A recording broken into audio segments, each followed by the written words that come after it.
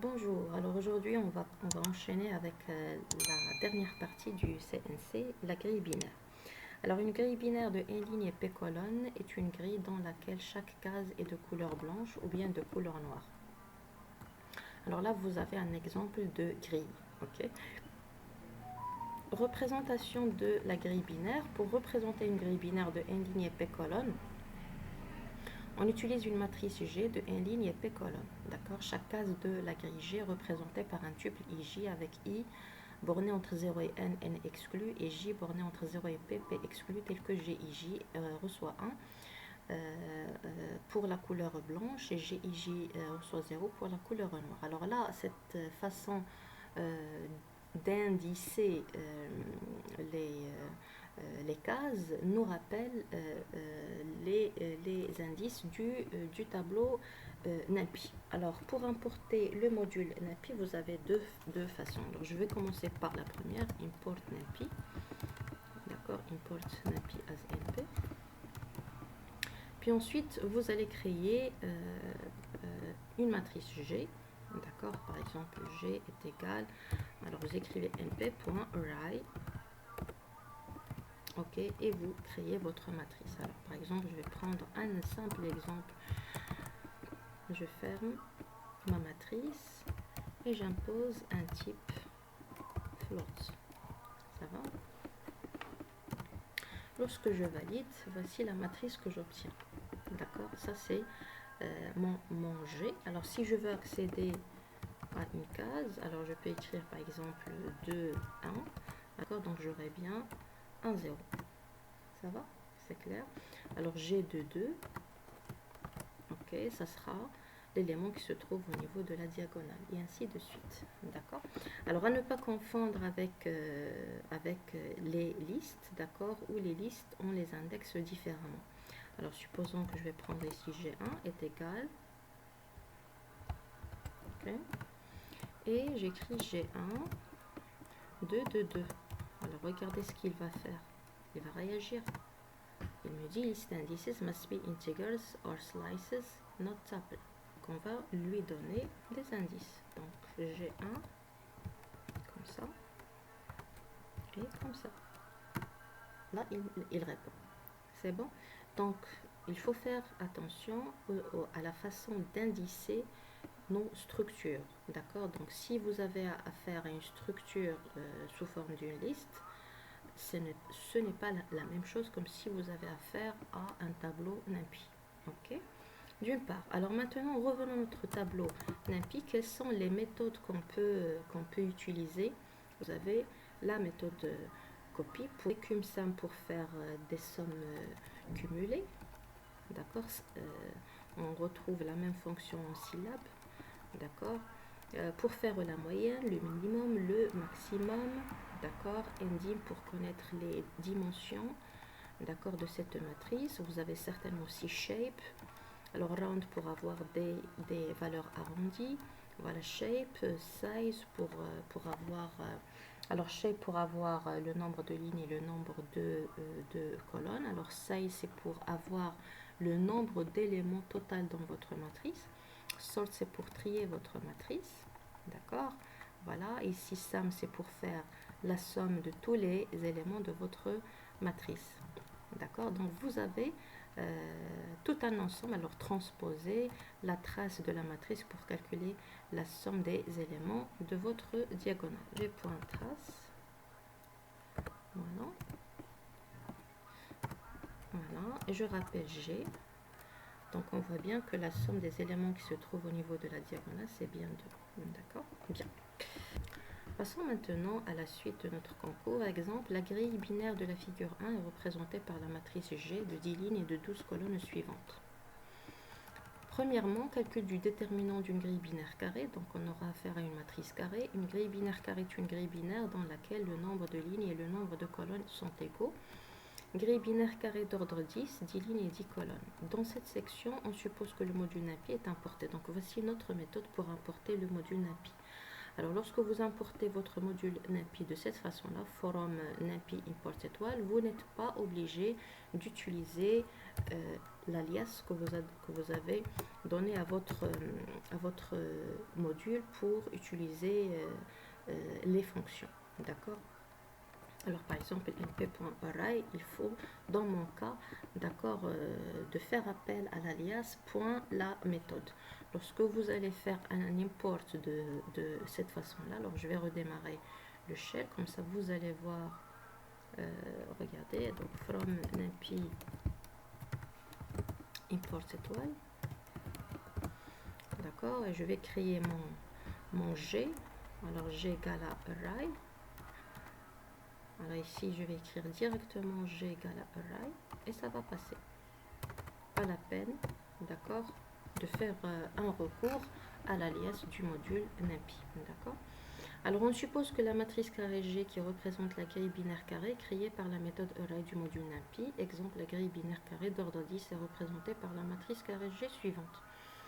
D'accord, alors je vais la sauvegarder après pour faire les tests. Dans le but de calculer le déterminant d'une matrice carré G qui représente une grille binaire carrée, on propose d'utiliser la méthode du pivot de Gauss dont le principe est le suivant, créer une matrice C copie de la matrice G. En utilisant la méthode du pivot de Gauss, transformer la matrice C en matrice triangulaire inférieure ou bien en matrice triangulaire supérieure en comptant le nombre d'échanges de lignes dans la matrice C. En POSCA, le nombre d'échanges de lignes dans la matrice C, calculer le déterminant D de la matrice triangulaire C. Le déterminant de la matrice M est égal à D fois moins 1 à la puissance K. Commençons par la première question. Écrire la fonction copie matrice G qui reçoit en paramètre une matrice carré G qui représente une grille binaire carrée et qui renvoie une matrice C copie de la matrice G. Def copie matrice G. Alors comme nous avons vu dans le rappel, il suffit d'écrire g.compy. Alors ce genre de questions, c'est pour vraiment gagner des points, surtout ne les ratez pas. La suite, écrire la fonction échange ligne C et J qui reçoit en paramètre une matrice carré C qui représente une grille binaire carrée. La fonction échange les lignes I et J dans la matrice C. Alors pour échanger les lignes en une seule ligne, échange ligne. Ok, en une seule ligne, C, I, J. D'accord, pas la peine de vous casser la tête, qu'est-ce que je dois faire, d'accord. Donc C, I, J reçoit C, J, I. Tout simplement. D'accord, pas la peine de rentrer dans des boucles, d'accord, où vous allez faire des échanges élément par élément. D'accord, c'est très rapide et efficace, la preuve. Alors je vais échanger la première ligne de G et la dernière ligne de G. Ça fait. Donc je vais écrire G. Alors 0,2 reçoit G 2, 0. Voilà. Voilà. Je demande manger. Regardez, qu'est-ce qui s'est passé? Il y a eu l'échange. Donc voici une ligne à écrire et vous allez gagner votre point rapidement. Vous aurez le temps pour attaquer les autres questions. La suite. Def triangulaire C. Alors, qui reçoit en paramètre une matrice carré C qui représente une grille binaire en utilisant la méthode du pivot de Gauss, la fonction transforme la matrice C en une matrice triangulaire inférieure ou bien triangulaire supérieure tout en comparant le nombre de fois qu'il y a eu échange de lignes dans la matrice C. La fonction doit retourner le nombre d'échanges de lignes. Alors là, on va développer pour une matrice triangulaire supérieure. Puis ensuite, on va développer pour une matrice triangulaire inférieure. D'accord? Alors, on va procéder en deux temps. Ok, alors on pourra développer des fonctions intermédiaires. Alors, def pivot. Alors, je vais prendre la matrice A et l'indice de la ligne. D'accord? Et je vais chercher le pivot maximal en valeur absolue. Alors, Imax reçoit I, for J in range. Alors, il faut faire attention avec le for. Si vous utilisez un indice qui est déjà passé en paramètre, il faut faire attention. for J in range, alors de I plus 1 jusqu'à la fin, len de 1. Alors qu'est-ce qu'on va faire maintenant? Je vais faire des comparaisons. If la valeur absolue de A, J, I est supérieure à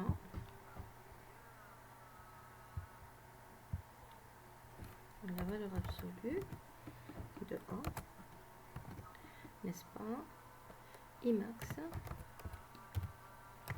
Okay. Alors qu'est-ce qu'on va faire? I max va recevoir J. Et on laisse tourner. Return I max. D'accord?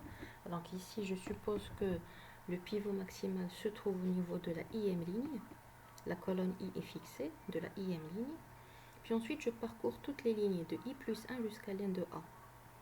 Et je compare chaque élément se trouvant sur la colonne I et sur les lignes qui vont suivre le I, J, d'accord, toutes les valeurs que va prendre J, donc ABS à JI, s'il est supérieur à ABS à I max I. Si c'est le cas, I max va recevoir J. Et on continue à parcourir toutes les lignes et à la fin on revoit I max, d'accord. Alors maintenant, je vais prendre le cas, le compteur qui est initialisé à 0, for I in range. Alors je vais parcourir toutes les lignes sauf la dernière, donc len de C moins 1. Et dans ce cas-là, qu'est-ce qu'on va faire? Je vais chercher l'indice du pivot maximal, IP, recevoir pivot, alors de CI. Ok.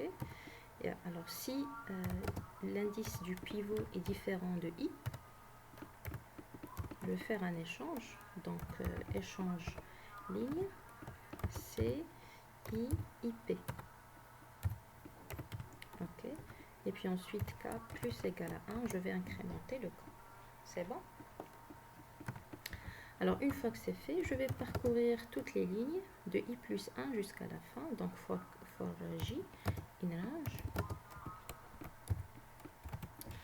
Alors for J in range, vous avez de I plus 1, de I plus 1 jusqu'à la fin, jusqu'à len de C.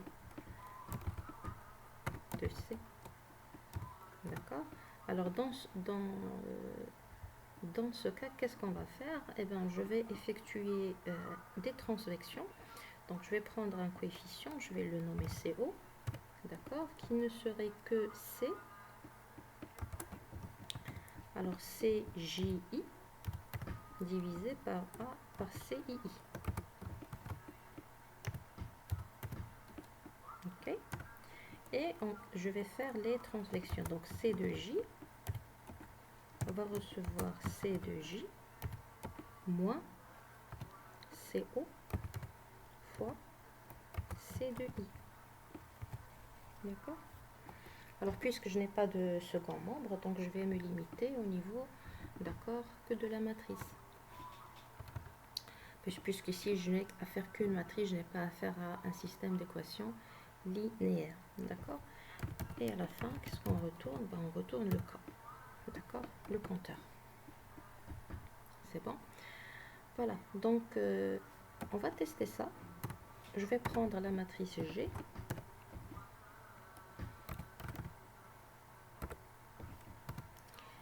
Et je vais la saisir. Alors, je vais couper le temps de la saisir. Et type égal à float. Bien. Alors, on va tester notre matrice. On va l'exécuter. Manger, le voilà. D'accord. Alors, on va tester triangulaire de G. Ok. Alors, on me dit qu'il y a 4 échanges. C'est exactement ce qu'on vous dit ici. Et on va afficher le G. Alors, je vais réduire un petit peu. Voilà. Alors, nous avons 1 moins 1 moins 1. Alors, 4 moins 1. Voilà. 1, 2, 1, moins 1, moins 1,5 et nous avons le 2. D'accord? Donc, ça c'est pour triangulaire supérieur. Alors pour triangulaire inférieur, c'est pratiquement la même chose avec juste un petit changement au niveau du pivot. D'accord? Si vous voulez que je vous le fasse, dites-le moi, d'accord? Donc un petit changement au niveau du pivot et un petit changement aussi au niveau de triangulaire, d'accord? Au niveau de cette boucle, d'accord? Donc la question qui va suivre, c'est de calculer le déterminant. Alors pour calculer le déterminant, def déterminant. Alors le déterminant d'une matrice G. Alors qu'est-ce qu'on me dit? On me dit qu'il reçoit en paramètre une matrice G qui représente une grille binaire carrée. En utilisant la méthode du pivot de cause, la fonction renvoie la valeur du déterminant de G. D'accord, donc je vais faire appel à triangulaire. Donc C va recevoir, enfin, K va recevoir triangulaire de G. Ok, puis ensuite D va recevoir 1 et on va faire le produit. Donc for I inage len de G D, je vais le multiplier par G I. Ok, et à la fin return D multiplié par moins 1 à la puissance K. D'accord? Alors on sait très bien que l'opérateur moins est plus prioritaire, puis ensuite c'est l'opérateur de la puissance qui est encore plus prioritaire que le produit, et le produit qui va se faire à la fin. D'accord? Voilà, donc c'est le déterminant. Donc on va essayer ça, déterminant de G. D'accord? Alors qu'est-ce qu'on me donne? On me donne moins 4.0. D'accord? Soit la suite, représentation de la grille binaire par les listes. Voilà, donc fini les arrays, maintenant passons aux listes. Okay. Dans la suite de cette partie, pour représenter une grille binaire de n ligne et p colonne, on utilise une liste contenant une liste, toutes de même longueur p. Chaque case de la grille G est représentée par un tuple ij, avec i encore une fois borné entre 0 et n exclu, et j borné entre 0 et p exclu, tel que gij reçoit 1 si la couleur est blanche, et 0 si la couleur est noire. Alors pour plus de clarté, tous les exemples qui suivront seront appliqués sur la grille binaire de la figure 1. Voilà, autrement dit, celle-là. D'accord? C'est celle-là sur laquelle on va travailler. Ok? Continuons. La grille binaire de la figure 1 est représentée par la liste G suivante, composée de 10 lignes de taille de 10 listes de taille 12 chacune. Alors c'est la liste, d'accord, de la figure 1, représentée en utilisant les listes. Et voici la représentation avec des 0 et des 1 au lieu des couleurs. GIJ est l'élément qui se trouve à la IM ligne et la JM colonne dans G exemple. Alors G03, donc 0,3 est l'élément 1, G1,4, 0, GI est la ligne d'indice I dans G. Alors G2, d'accord, donc G2 c'est cette ligne, G5 c'est cette ligne, d'accord. À partir de la liste G de l'exemple ci-dessus, donnez le résultat de chacune des expressions suivantes. Donc ce sont des questions qu'il ne faut pas rater, ça vous aide à gagner des points. Alors G42 égale len de G3. Alors je vais écrire tout ce qu'on demande, puis ensuite G5, puis ensuite je vais les remplir. Alors je vais écrire l'ensemble de ce qu'on demande, puis ensuite je vais les remplir. Bien. Alors, nous avons affaire à la matrice G. G de 4, 2. Alors, on voit bien au niveau de la 5e ligne et de la 3e colonne G, 1, 1. Len de G3, c'est le nombre de colonnes, donc c'est 12. G de 5, c'est la ligne, donc la 6e ligne, donc c'est 1, 0, 0, triple 1, 1, 0, double 1 et triple 0. Voilà. Okay. Et Len de G, c'est le nombre de lignes, autrement dit, c'est 10. Voilà. La suite, qu'est-ce qu'on demande?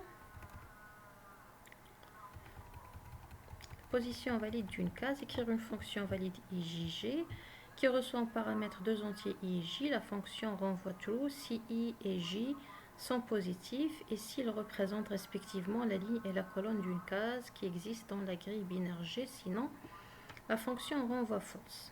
D'accord? Donc, on va développer une fonction qui va vérifier si I et J, ce sont des indices valides. D'accord? Alors, def, valide. Alors, I, J, G. D'accord? Bien, alors, je vais prendre N pour reprendre les indices qu'on a utilisés dans le sujet. N, c'est le nombre de lignes. Et P, c'est le nombre de colonnes. N de G de 0. Okay. Alors, return I. On est entre 0 et N. And J. On a P ici. Et ici, inférieur ou égal, ici à 0. Okay. Voilà, donc on va faire cette comparaison. Si le I et J est borné, s'il appartient à ces intervalles-là, donc il est valide. D'accord? La suite, qu'est-ce qu'on demande? Alors, je suppose que c'est une question qui est claire, pas la peine de l'exécuter. Alors, def couleur TG, alors ce sont des fonctions qui sont simples, qu'il faut faire dans quelques secondes. Hein. Alors, qui reçoit en paramètre un tuple T qui représente une case dans la grille binaire G, la fonction renvoie 1 si la couleur de la case T est blanche, sinon elle renvoie 0. D'accord, donc return directement G de T de 0 de T de 1, puisqu'on a affaire à des listes. Ok. Alors, case voisine, la question qui suit. Case voisine dans une grille binaire, deux cases voisines si elles ont la même couleur et si elles ont un seul côté en commun. Alors on a A et B sont voisines, B, C sont voisines, B, D sont voisines, B, E ne le sont pas, A et C ne le sont pas, A et D ne le sont pas, et A et A ne sont pas des cases voisines. Alors écrire la fonction liste voisine TG. Alors liste voisine TG. Alors qu'est-ce qu'elle fait? Elle permet de renvoyer les voisins d'un tuple T. D'accord? Bien. Alors comment on va procéder? Je vais prendre une liste. Alors je vais prendre I qui est égal à T de 0 et J qui est égal à T de 1. Alors la liste des candidats, alors la liste des voisins candidats, VC. Alors C, on a le tuple I plus 1 J. D'accord? On a le tuple I moins 1 J. Alors pour les points qui vont être au niveau de la ligne qui est au-dessus et la ligne qui est au-dessous. Puis ensuite pour les colonnes, donc I, J moins 1 et I, J plus 1. D'accord? Voilà. Donc ce sont les voisins qui sont candidats. Maintenant, on va prendre la liste des voisins V, une liste vide, et on va parcourir for E in VC. D'accord? Alors, qu'est-ce qu'il faut vérifier? Ben, il faut vérifier deux choses. Que les indices sont valides et que le point qui se trouve au niveau des coordonnées I et J a la même couleur, d'accord, que ses voisins. Donc, if valide, alors, puisqu'IJ, on a des indices, donc E0, E1, G, and la couleur de E, G, d'accord, est la même que la couleur de TG, V.append, d'accord, E, return V, ok. C'est bon. Alors on va tester cette fonction. Je vais insérer la matrice G. Donc c'est ma liste. Puis ensuite on va tester liste voisine. Ok, on exécute. Alors liste voisine. Nous avons le tuple. Alors je vais prendre 5, 4. Et la liste c'est GG. Donc on a 6, 4, 4, 4, 5, 3 et 5, 5. Ok. Encore liste voisine de 4.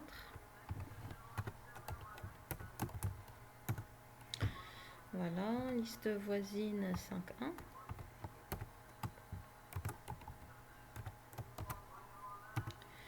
Alors on a 4, 1, 5, 2. Puis ensuite liste voisine 7, 2. 7, 2. Alors on me dit une liste vide. Ok. Donc ça concorde avec les tests. Maintenant passons à la suite. Qu'est-ce qu'on demande? On demande le chemin dans une grille. On considère une liste L de tuples qui représente des cases dans une grille binaire G.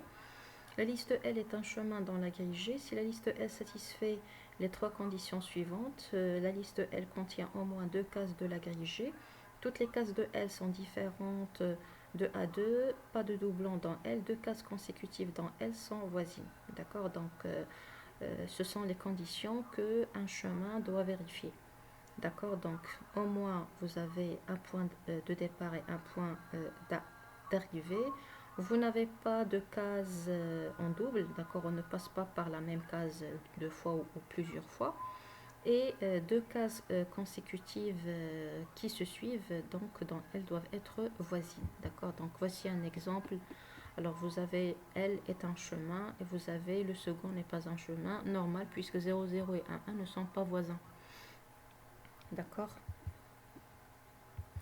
Alors la question 6, écrire la fonction chemin LG qui reçoit en paramètre une liste L de tuples représentant des cases dans la grille binaire G. La fonction renvoie true si la liste L est un chemin dans G, sinon la fonction renvoie false. Donc il suffit de vérifier les conditions qu'on a énoncées, d'accord?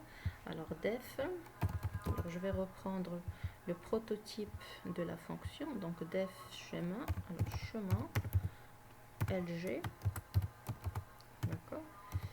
Alors, si la taille de L, if len de L déjà est inférieure strictement à 2, immédiatement return false. Ok. Alors maintenant, si ce n'est pas le cas, qu'est-ce qu'on va vérifier? Je vais vérifier qu'il n'y a pas de doublon et que la case qui suit est une case voisine. D'accord. Alors, for I in range.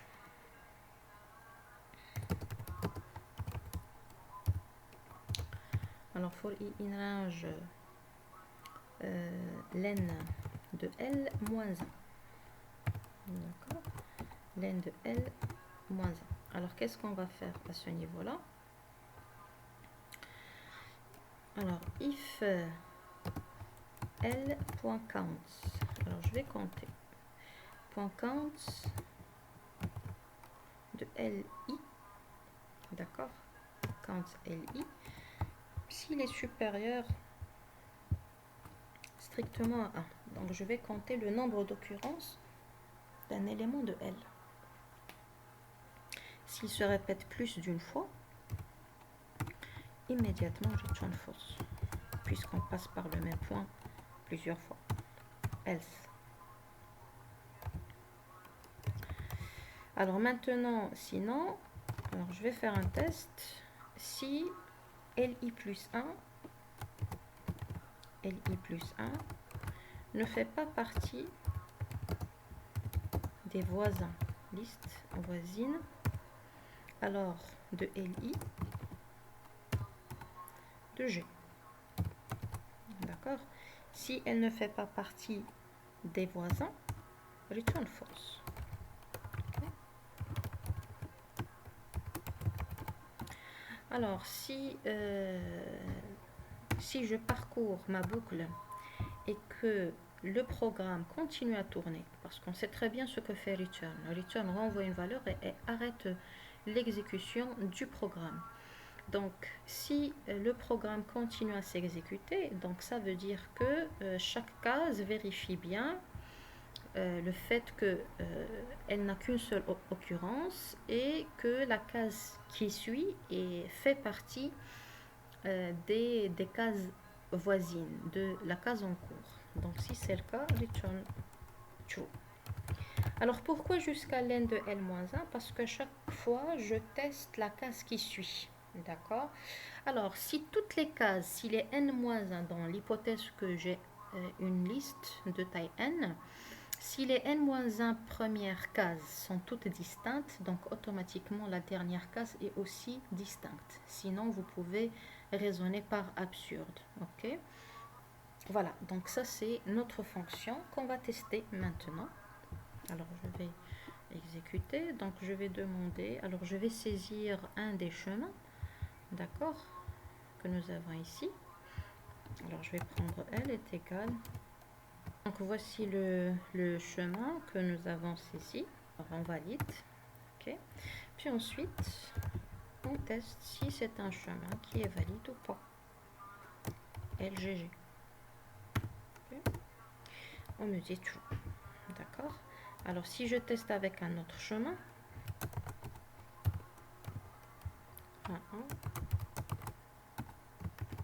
voilà. D'accord. Puis ensuite, je teste chemin de TGG. On me dit false. D'accord. La suite, compression d'un chemin dans une grille binaire. La compression d'un chemin dans une grille binaire consiste à remplacer dans ce chemin chaque suite d'au moins 3 cases voisines qui se trouvent sur la même ligne ou bien sur la même colonne par 2 cases seulement, la première case et la dernière case. Exemple, cas d'une suite d'au moins 3 cases voisines qui se trouvent sur la même ligne. D'accord. Alors ici, on cherche à garder que la case de départ et la case d'arrivée avant que le chemin prenne un autre sens. D'accord. Donc voilà, donc ça c'est pour un chemin horizontal. Alors de la gauche vers la droite et de la droite vers la gauche. Un chemin vertical du haut vers le bas et du bas vers le haut. Okay. Alors, écrire la fonction compresse chemin qui reçoit en paramètre une liste L qui contient un chemin dans une grille binaire. La fonction renvoie la liste qui contient le chemin compressé de L. Ok. Alors def compresse chemin. Alors ici je vais travailler avec une pile. D'accord. Alors compresse chemin L. Bien. L'idée c'est quoi?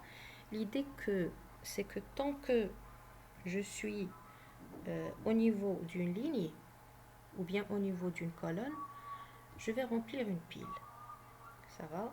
Et en fonction de l'état de cette pile, je vais conclure si j'ai à faire un chemin horizontal ou j'ai à faire un chemin vertical. Alors, je vais prendre PD pour le point départ, c'est L de 0.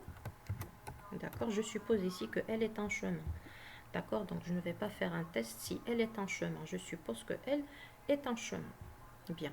Alors, PD va recevoir L de 0. Je vais prendre une liste qui sera ma pile. D'accord. Puis ensuite, je vais prendre le chemin compressé, CC, qui sera une liste vide. D'accord. Alors, maintenant, il faut parcourir les éléments de mon chemin L. Alors là, ici, on a le choix. Soit on va utiliser for, soit on va utiliser while. Okay. Seulement, ici, l'utilisation du while est beaucoup plus appropriée. Pourquoi? Parce que les indices changent. D'accord. Alors, je vais prendre i est égal à 1. D'accord. I est égal à 1 puisque je vais commencer à partir de la deuxième case. Alors, je vais utiliser ici while. Tant que i est inférieur strictement à n de L. Pourquoi les indices changent? Alors, je vais commencer par le chemin ici, un chemin horizontal. Ok, horizontal. Alors, tant que, d'accord, le i est inférieur à n de L, c'est-à-dire que je n'ai pas atteint la fin de ma liste, and L de i 0 est égal à PD de 0. Autrement dit, je suis encore au niveau du chemin horizontal. PL.append, ma pile. Je vais empiler le point L de i. D'accord? Et j'incrémente le i, j'avance. Donc, lorsque je vais sortir dans cette boucle, je saurai que le chemin a pris, d'accord, un autre parcours. Autrement dit, il a changé de ligne. D'accord? Alors, à ce point-là, je saurai si j'ai déjà parcouru un chemin horizontal ou vertical. Donc, if PL, if len de PL est égal à 0. Qu'est-ce que ça veut dire que len de PL est égal à 0? C'est-à-dire que je n'ai pas un chemin horizontal. Voilà, donc je n'ai pas eu un chemin horizontal et que j'ai à faire un chemin qui est vertical. If len de PL égale à 0, j'ai une boucle. While, encore une fois, mais cette fois-ci, je vais m'occuper du chemin qui est comment? Qui est vertical. LI de 1 est égal à PD de 1. Ça va? PL.append L de I plus égal à 1. À la sortie, maintenant, de ces deux boucles. Alors ici, je dois incrémenter, je dois décaler un petit peu, voilà. Donc, à la sortie des deux boucles, du while, du premier while et du deuxième while, je suis sûre que soit j'ai eu à faire un chemin qui est horizontal, soit j'ai eu à faire un chemin qui est vertical. Qu'est-ce qu'il faut faire maintenant? Il faut le compresser. Donc, je vais mettre dans CC le point de départ. Je vais mettre à jour le point de départ. Alors, à la sortie de la boucle, le i se trouve au niveau du point qui n'est pas sur la même ligne ou qui n'est pas sur la même colonne. Autrement dit, le point qui est avant, c'est le point de départ pour le chemin qui va suivre. Donc, PD va recevoir L de I-1. Ça sera le prochain chemin, le prochain point de départ pour le parcours qui va suivre. D'accord? Et bien sûr, pour commencer un nouveau parcours, il faut rendre la pile vide. D'accord? Voilà, il faut rendre la pile vide. Donc, soit j'ai affaire à cette boucle, ok, soit j'ai affaire à cette boucle. Donc, je ne vais pas incrémenter le i, d'accord? Le i où on s'est arrêté pour un parcours, d'accord, sera utilisé encore une fois pour évaluer s'il est égal au point de départ. D'accord? Voilà. Alors, puisqu'on a un chemin, forcément, on a des cases qui sont voisines. Donc, je n'ai pas à me soucier sur des cas où on peut avoir une boucle infinie ou quoi que ce soit. D'accord? Donc j'ai l'hypothèse que L est un chemin. Voilà, donc à la fin, il faut insérer la dernière case. D'accord? Et c'est pour cette raison que je vais mettre ici cc.append, append la dernière case. Donc ici L2, L2 moins 1. Ok? Ça va? Et je retourne mon cc. C'est bon? Voilà, donc ça c'est la fonction qui va me permettre, d'accord, de compresser mon chemin. Je vais exécuter ça. Alors, je vais prendre les chemins qu'on m'a donnés, d'accord, donc je vais prendre L est égal à 0, 0. Alors je vais prendre L1 est égal à 0, 0, 0, 1, 0. Voilà, c'est clair. Alors, j'espère que je n'ai oublié. Voilà, aucune parenthèse. Donc voici mon chemin et que je vais compresser. Compresse chemin. Alors compresse chemin de L, L1. D'accord. Alors on me dit il y a 0, 0, 9, 0, 9, 2. D'accord. Alors la même chose pour un autre chemin L2 est égal 0, 0. Voilà. Donc compresse chemin de L2. Voilà. Et on me donne 0, 0, 1, 0. Alors je compare 1, 1, 2, 1, 2, 0 et 3, 0. D'accord? Alors on peut prendre un des chemins que nous avons eu avant. Alors comme celui-là, L 0, 3, 0, 2, 0, 1, 0, 0. D'accord? Alors je dois avoir ici 0, 3. D'accord? Puis ensuite 0, 0, 1, 0, 2, 0, 3, 0. Puis ensuite je dois avoir ici 3, 0, 3, 1, 3, 2. 4, 2. Alors ici, je dois avoir 3, 2, 4, 2. Puis ensuite, je dois avoir 4, 2, 4, 3, 4, 4. Voilà. Donc, on va tester compresse, chemin L. On va tester ceci. Ok. Voilà. Alors, qu'est-ce qu'on me dit? Alors, on va vérifier. 0, 3, 0, 0. Voilà, c'est le début d'un autre parcours. Puis ensuite, 1, 0, 2, 0, 3, 0. 3, 0, c'est la fin, d'accord, pour la même colonne. Alors, puis ensuite, on a 3, 0, 3, 1, 3, 2. On est toujours sur la même ligne. 3, 2 est la fin. Puis ensuite, 3, 2, 4, 2. Alors, 4, 2 est la fin, puisqu'ici, on a un autre, d'accord, un autre parcours. Puis 4, 2, 4, 3, 4, 4. Voilà. Donc, ça, c'est pour qu'on presse chemin. Okay. La suite. Appartenance d'une case à un chemin compressé. Écrire la fonction appartient TL qui reçoit en paramètre une liste L contenant un chemin compressé dans une grille binaire et un tuple T représentant une case. La fonction renvoie true si le chemin compressé L passe par la case T. Sinon, la fonction renvoie false. D'accord? Alors ici, on vous donne T et on vous donne L. C'est bon? Alors, soit T se trouve... donc on va chercher l'indice ligne, d'accord, et on va comparer l'indice ligne s'il est borné entre les valeurs d'une case et sa voisine, ainsi que l'indice colonne. Si c'est le cas, donc il appartient au chemin. Alors sinon, si on ne trouve pas l'indice ligne, on cherche l'indice colonne. D'accord, donc on va procéder comme suit. Alors def appartient TL. Alors TL for i in range len de L.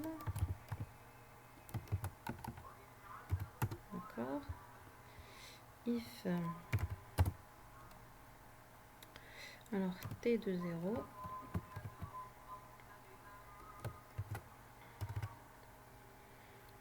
à L de I de 0, ou bien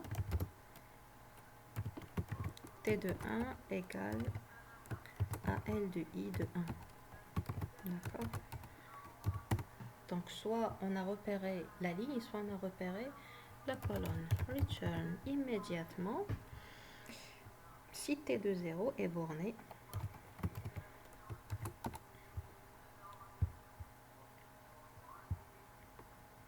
Si T de 0 est borné entre LI de 0 et LI plus 1 de 0. Okay. D'accord, and T de 1 est borné. CTRL-C. Alors ici, je dois aller jusqu'à l'avant-dernière case. Puisque la dernière case fait partie du chemin, d'accord? Donc, soit elle a la même ligne que la précédente, soit elle a la même colonne que la case précédente, d'accord? Donc ici, LI de 1, T de 1, et ça ne me crée pas des erreurs d'indice parce que je vais utiliser la case qui va suivre ici au niveau de I plus 1. Oublie ici inférieur ou égal, inférieur ou égal. Ok. Voilà, alors je vais exécuter tout ça. 0, 0. Puis ensuite 9, 0. Puis ensuite 9, 2. Voilà. Et appartient, je vais prendre le couple 9, 1. Ok, 9, 1 et je vais mettre L3. Ok. On me dit true. Alors maintenant, je vais tester pour 0, 2. On me dit false. Alors je vais tester encore pour 8, 0. On me dit true. D'accord? Bien. Donc ça, c'est pour appartient. Longueur d'un chemin compressé dans une grille binaire. La longueur d'un chemin compressé est égale au nombre total des cases par lesquelles passe ce chemin. La longueur du chemin compressé 0, 0, 9, 0, 9, 2 et 12. D'accord? Donc c'est le nombre total des cases par lesquelles passe ce chemin. La longueur du chemin compressé, d'accord, est 7. Écrire la fonction de complexité linéaire, longueur chemin L, qui reçoit en paramètre une liste L qui contient un chemin compressé. La fonction renvoie la longueur du chemin. D'accord?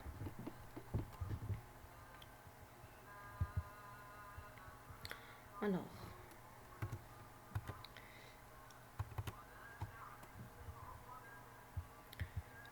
je vais réduire ça. Alors, def, longueur chemin. Longueur chemin, d'accord, L.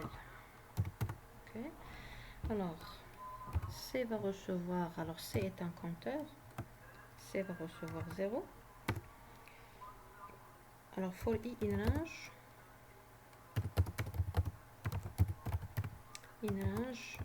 len de L, moins 1. Okay. Alors, if L de I de 0 égale à L de I plus 1, 0,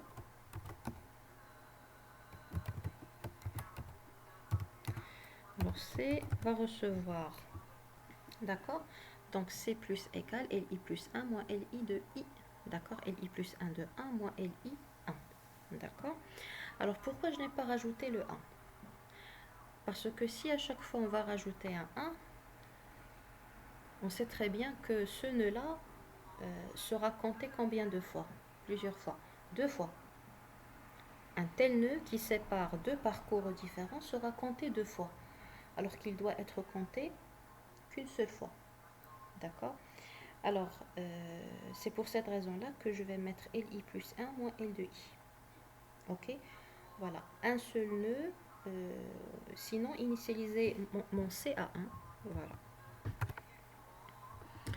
Alors, je mets mon CA1.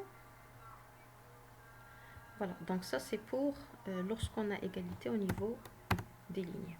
Pour le cas au niveau des colonnes, donc if li de 1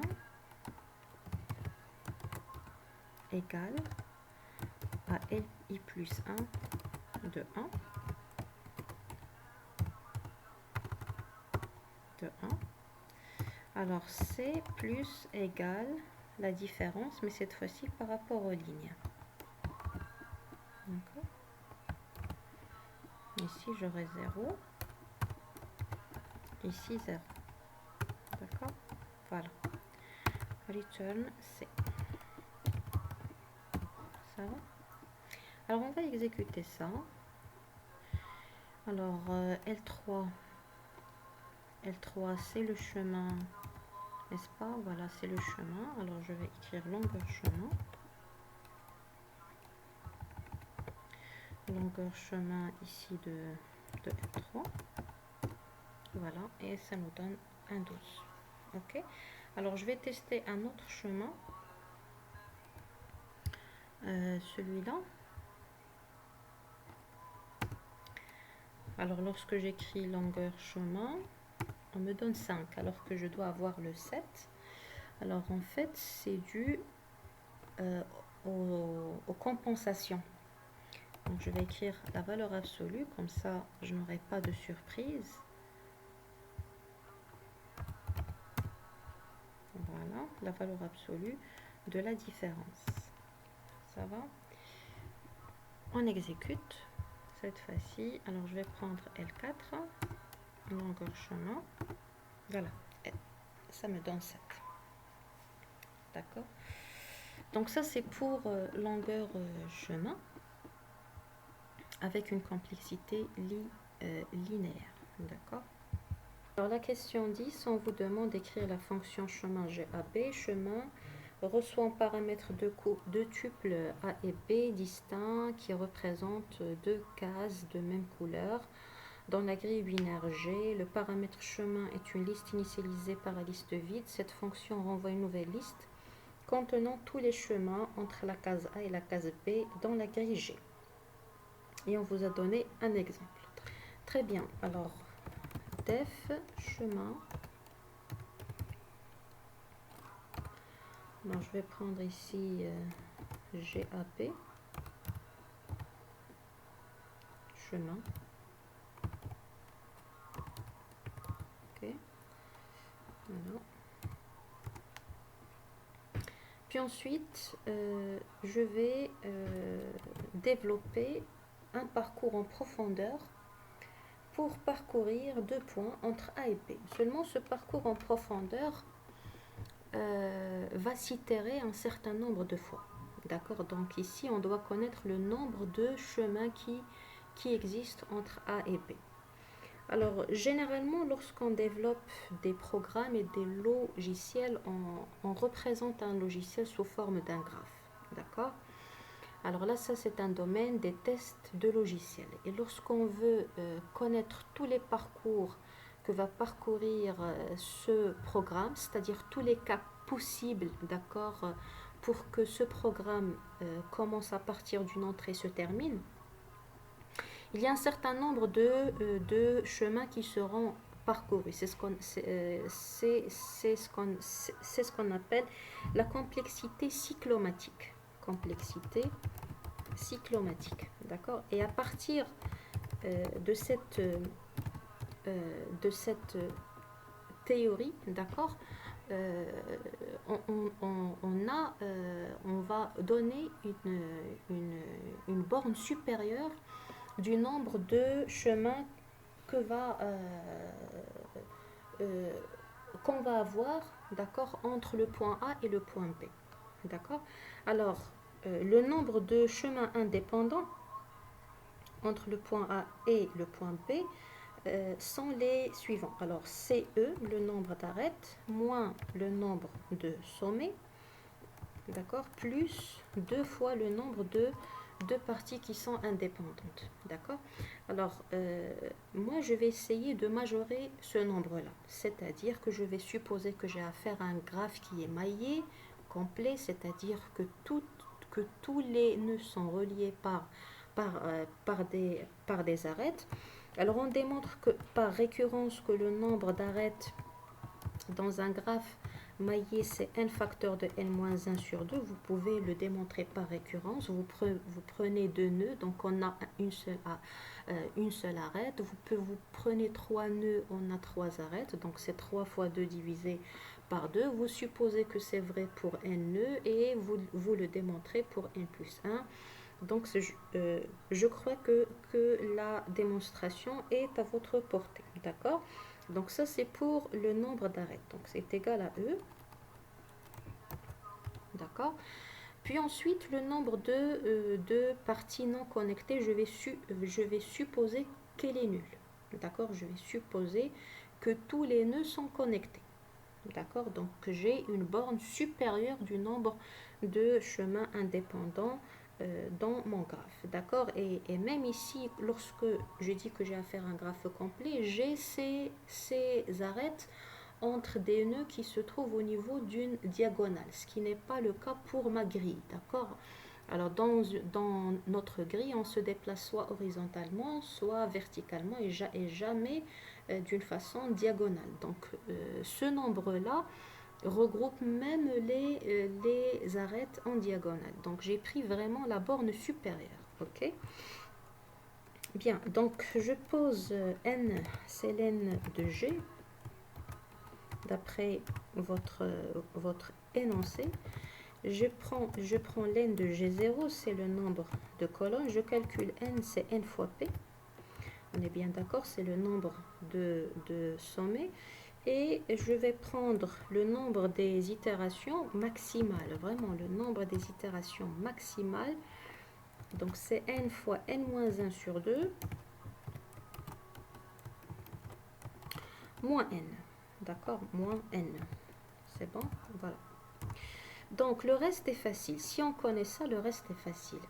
Seulement, il y a encore un autre point. C'est que si vous développez un parcours en profondeur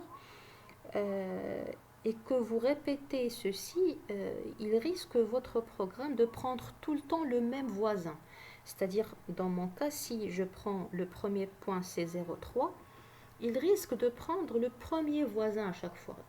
D'accord? Donc, toujours il va lister la liste de ses voisins et il va prendre toujours le premier voisin et donc vous aurez le même chemin n fois. D'accord? Et par conséquent, on va utiliser le module random, d'accord, pour que la liste des voisins soit mélangée et choisir le premier de cette liste après avoir mélangé cette liste. D'accord? Donc on ne va pas tout le temps prendre le même voisin à chaque fois. J'espère que l'idée est claire pour vous. D'accord? Donc lorsque j'ai un point, j'ai une liste de voisins. Si vous fixez dans votre programme que vous prenez tout le temps le premier voisin, vous risquez de faire le même chemin n fois. Vous n'allez pas retrouver tous les autres chemins qu'on vous demande. D'accord? Donc on fera ici appel, d'accord, au module random pour développer un programme qui va procéder d'une façon aléatoire. D'accord? Autrement dit, on va prendre un voisin d'une façon aléatoire, sachant que la probabilité de prendre un voisin est la même pour tous les voisins d'un point. Est-ce que c'est clair? D'accord? Et en plus, on répète le processus avec un nombre de fois qui est vraiment extrêmement majoré. Vraiment, on a affaire à un graphe maillé, complet. Donc on a affaire, d'accord, à un nombre d'itérations qui est très grand. D'accord? Donc, on va procéder d'une façon aléatoire. Et donc, j'aurai besoin du module random. OK? Import random. As RT. D'accord? Bien, alors, voilà, donc, je commence for i in range ni. Ok. Alors, qu'est-ce qu'on va faire ici à ce niveau-là? Le parcours en profondeur. D'accord? Vraiment le parcours en profondeur tel que vous l'avez vu dans votre cours. Donc, j'ai besoin d'un tableau de marquage. Alors ici, je vais prendre une matrice de marquage. D'accord? Donc, marquer, puisque j'ai pris tous les sommets. Hein, toute la grille est un sommet. D'accord? Parce que normalement, lorsqu'on a affaire à un graphe, on a affaire à une matrice d'adjacence. D'accord? Là, je n'ai pas affaire à un graphe tel qu'on l'a vu au cours. On a un graphe particulier tel que toute la grille sont des sommets. Et au cours, on stockait les nœuds dans une liste. D'accord? Ça ne suffisait, on travaille avec 10 nœuds, 20 nœuds dans le pire des cas. Mais là, vous avez vraiment N fois P nœuds. D'accord? C'est clair? Donc, ça change un petit peu. Et donc, je serai obligée de travailler avec une matrice de marquage initialisée au départ à false, for i range. Alors, les colonnes, ici, for j in range. Alors, je vais faire agrandir un petit peu pour que vous voyez, parce que j'ai l'impression que c'est très... Alors, j'espère que c'est clair maintenant. For j in range n. D'accord? Voilà. Alors, puis ensuite, comme au cours, on va prendre une pile. Alors, qui va recevoir le premier point. D'accord? Donc ici, on va travailler avec une version itérative du parcours en profondeur. Donc PL reçoit A, d'accord? Puis ensuite, je vais marquer le A. Donc, il sera marqué pour que lorsqu'on va chercher les voisins, on ne va pas retomber sur le même point. Donc lorsqu'on marque un sommet, on ne passe pas par le même sommet une autre fois. Donc marquer A0. Ok. A1. Ça va. Qu'est-ce qu'il va recevoir? Ben, il va recevoir true. Il est marqué. Donc, tant que ma pile n'est pas vide. Ma pile n'est pas vide. L'N de PL est différent de 0. D'accord? Alors, qu'est-ce qu'on va faire? Je vais prendre le premier sommet. D'accord? Donc, je vais prendre le nœud qui se trouve au sommet. Je vais chercher ses voisins. Alors, je vais nommer cette liste voisins non marqués. Alors, je vais faire appel à liste voisine. Alors, liste voisine qui reçoit le tuple et le graphe. Puis ensuite, je vais épurer cette liste. Alors, V va recevoir alors une liste. Alors, par exemple, S, for S in voisin non marqué, if marqué. Alors, je vais m'assurer qu'ils ne sont pas marqués. S de 0, S de 1 égale à false. Autrement dit, ils ne sont pas marqués. D'accord? Parce que je ne peux pas utiliser un sommet qui est marqué. Sinon, je tourne en boucle. Je n'avance pas dans mon parcours. D'accord? Alors ensuite, je vais tester la taille de V. If l'N de V différent de 0. D'accord? Donc, s'il est différente de 0, je vais m'assurer if B, autrement dit le point d'arrivée, if B in V. Ok? Donc, si B est dans V, c'est bon. Donc, je vais pl.append mon B. Puis ensuite, je vais compresser ce chemin. Alors, dans le sujet, on vous a donné des chemins qui ne sont pas compressés. Pourtant, on a dit que ces chemins sont compressés. Dans les exemples, ils ne sont pas compressés. D'accord? Alors, CHC reçoit compresse chemin. Donc, je vais faire appel à mon compresse chemin de ma pile.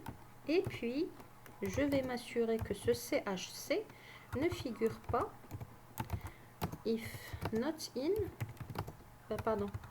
not in if CHC, not in chemin. Ok. Alors, s'il n'est pas là, chemin.append. Ok, .append CHC. Ça va? Voilà, donc, et break, c'est-à-dire j'arrête le while, c'est-à-dire que j'ai trouvé un chemin, j'ai commencé par A, je suis arrivé à B, stop. Maintenant, on commence une autre aventure. Autrement dit, le for va tourner pour commencer un autre parcours. D'accord? Donc ça, c'est pour si B est à l'intérieur de V. D'accord?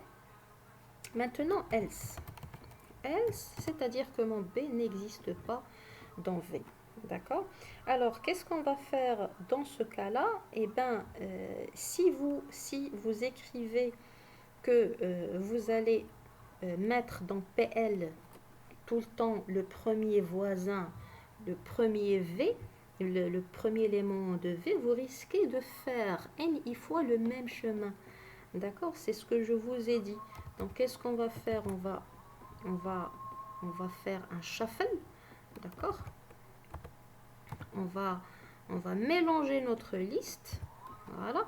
On va la mélanger. Puis ensuite, pl.append. Ok, v0. Bien, on va stocker ce premier point quelque part. Donc, on va prendre S, reçoit v0. Voilà. Et pl.append s. Et puis ensuite, je le marque. Il faut qu'il soit marqué. Donc, marqué, marque S de 0, S de 1. Voilà. On va recevoir true. Autrement dit, il devient marqué. D'accord? Alors ça, c'est pour le cas où ma liste des voisins, elle n'est pas vide. Mais si la liste des voisins est vide, c'est-à-dire que tous les sommets sont marqués, et ben, je vais faire un backtracking. Autrement dit, je vais faire un marche arrière. Et dans ce cas, qu'est-ce que je vais faire? Ben, je vais enlever le sommet en cours. Donc, je vais faire pl.pop. Je vais enlever le sommet en cours pour revenir au sommet qui était avant, pour recommencer et chercher d'autres voisins et ainsi de suite. D'accord? Voilà, donc ça c'est pour, le programme. D'accord? Alors je vais voir s'il y a d'autres modifications qu'il faut faire. Je crois que nous avons fait donc le tour. Donc cette partie-là, c'est vraiment ce que vous avez vu au cours, la version itérative, d'accord, du parcours en profondeur avec quelques petits changements pour la compression du chemin et de tester si le chemin figure parmi la liste des chemins qui ont été déjà répertoriés. D'accord? Voilà. Alors, ça c'est mon programme. Donc, je vais le tester. Je vais prendre une liste vide. Donc, elle reçoit une liste vide. Et je vais le tester sur mon graphe G. Donc, chemin. D'accord. Alors, GG, c'est mon graphe. D'accord. De la figure 1 que j'ai enregistré, qu'on a utilisé. D'accord. Donc, dans les autres fonctions. Alors, GG, le point de départ, alors je vais reprendre ce que nous avons dans notre exemple. Je vais commencer par 0,3 pour terminer avec 4,4. Et puis ensuite, ma liste L, où on va stocker tous les chemins. D'accord? Alors, ça tarde un petit peu, mais pas trop. D'accord? Et je demande le L. Voici la liste de tous les chemins. Donc, il y a 0,3, il y a 0,0, 2,0,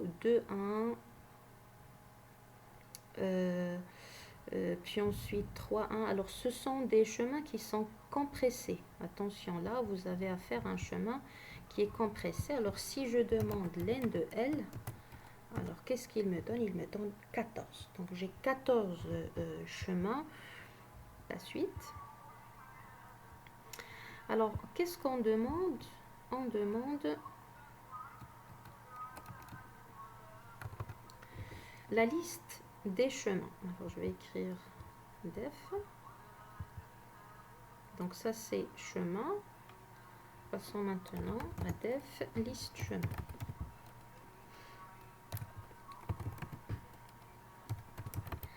liste chemin. Alors, qu'est-ce qu'on demande? Alors, j'ai AP.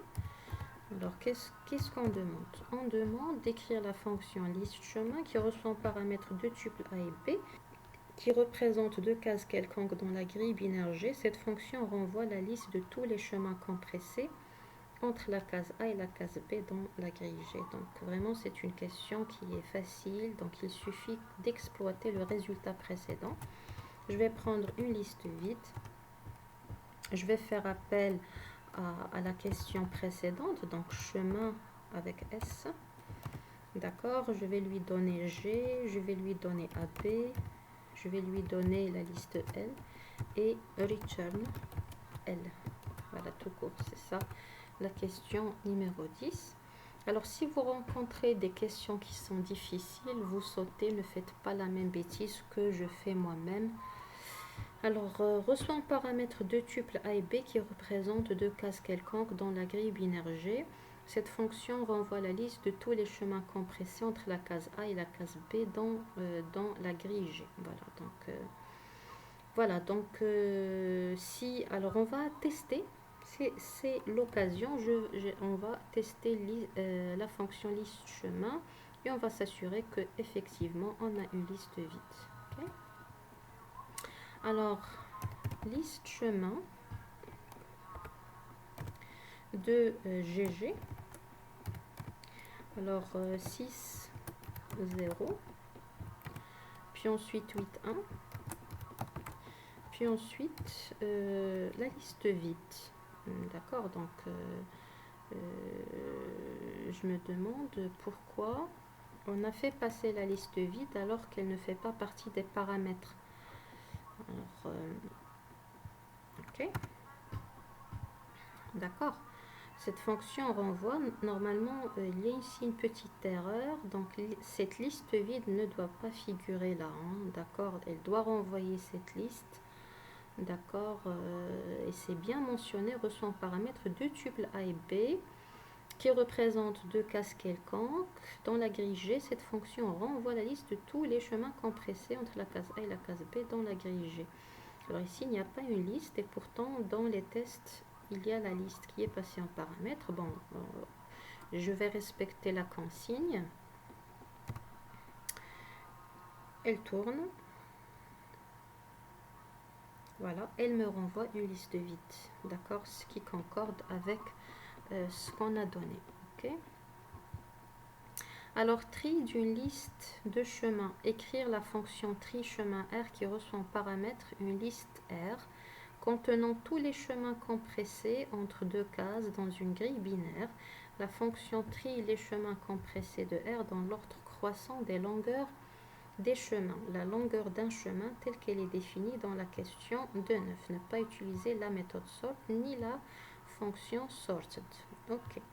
Alors, on va trier R en fonction de la longueur des chemins. D'accord? Bien. Alors, pour le tri, def, tri chemin. D'accord, alors tri chemin qui va prendre une liste de chemins compressés. Puis ensuite, qu'est-ce qu'on va faire? On va trier cette liste. Alors on va opter pour un tri par insertion. Alors for i image, alors de 1 jusqu'à len de R. Okay. Alors je vais prendre J va recevoir i-1. Puis ensuite, je vais prendre mon x qui est égal à r de i.copie. Donc, je vais copier la liste. D'accord. Puis ensuite, je commence le parcours de la partie triée. While j est supérieur ou égal à 0.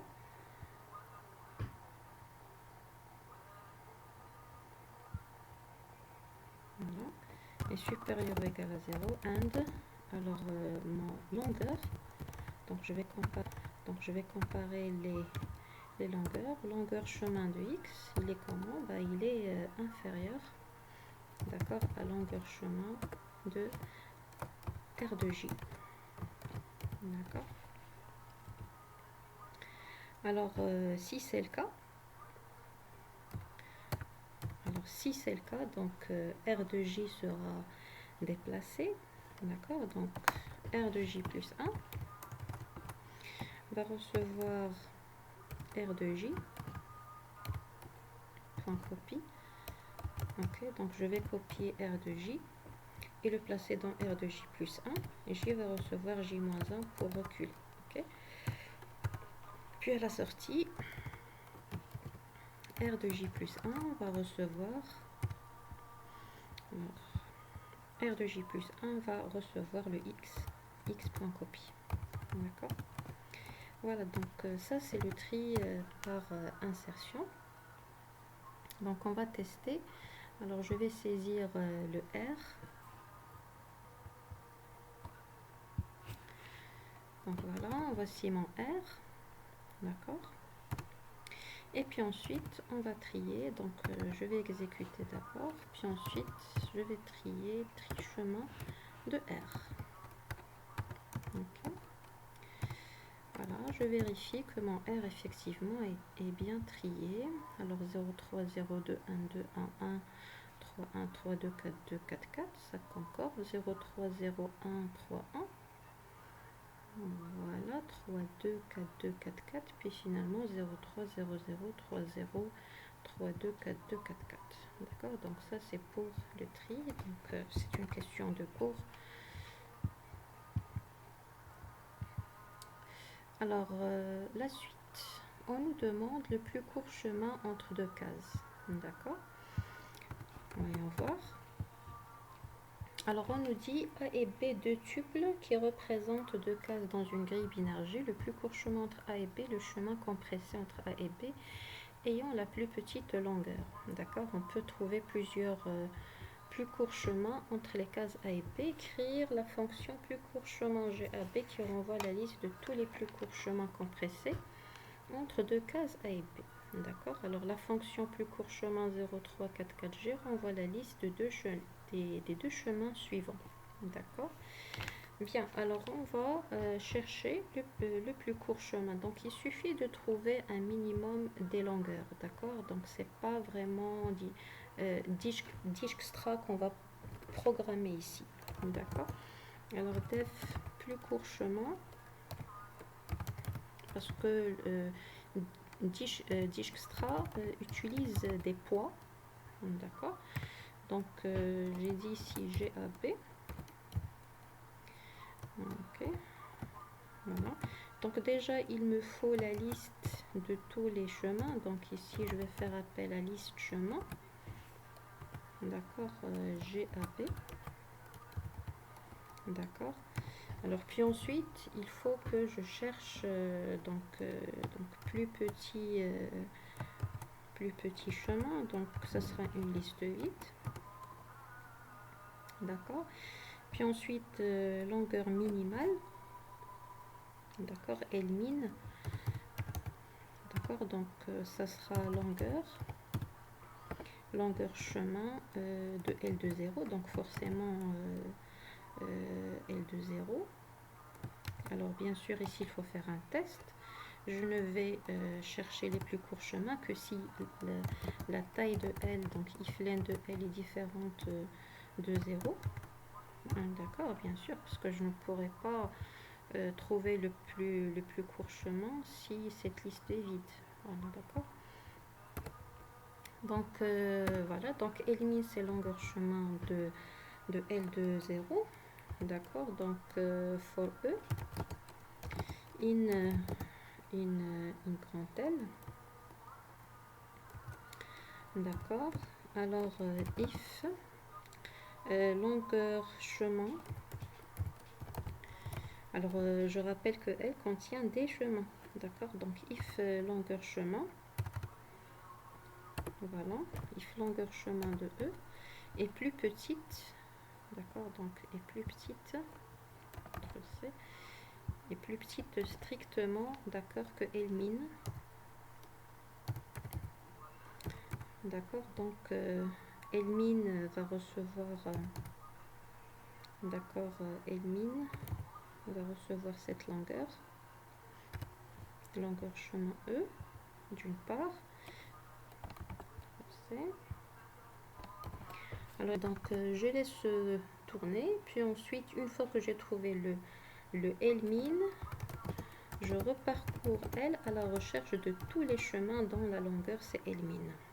If longueur chemin de E égale à L-min, alors qu'est-ce qu'on fait?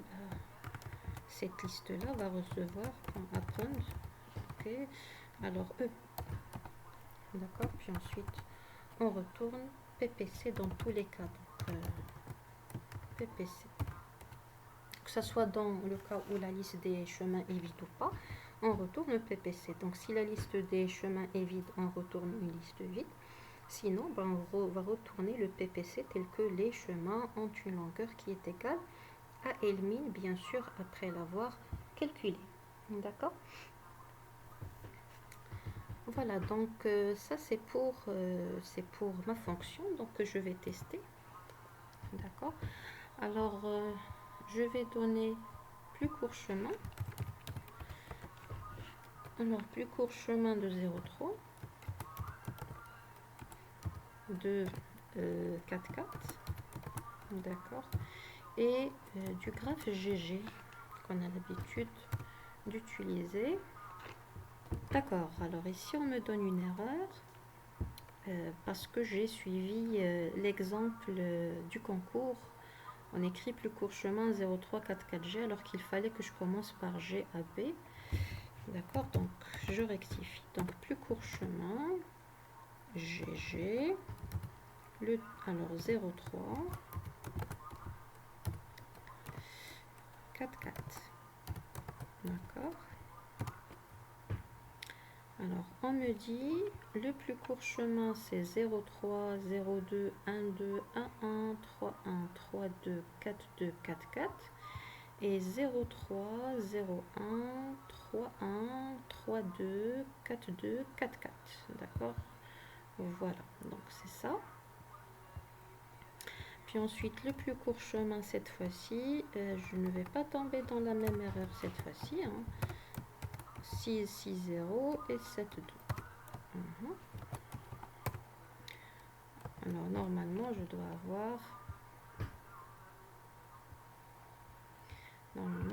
avoir une liste vide.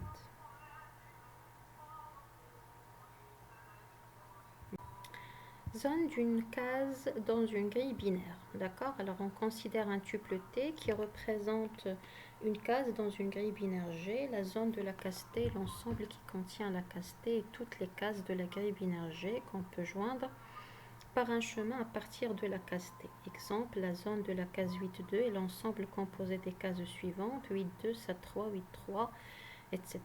D'accord? La zone de la case 9,6 est l'ensemble composé des cases suivantes 9,6, 7,9, 8,4, 6,6, etc. La zone de la case 7,2 est l'ensemble composé d'une seule case 7,2.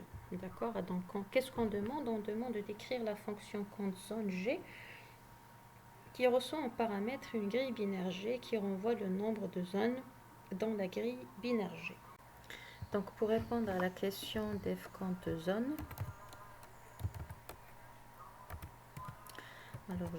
alors la procédure est comme suit. Donc je vais constituer la liste de tous les sommets de ma grille. Donc for i in range len de G, for j in range len de G de 0. D'accord. D'accord. Alors ici je vais procéder avec un while. D'accord. Donc je vais prendre d'abord un i qui est égal à 0. Puis ensuite, tant que mon i est inférieur strictement, alors mon i est inférieur strictement à len de L. D'accord. Alors, puis ensuite, je vais prendre j va recevoir la case qui va suivre, i plus 1. Alors, tant que j est inférieur à len de L, d'accord, tant que j est inférieur à len de L, alors if Alors, liste ou bien laine de liste.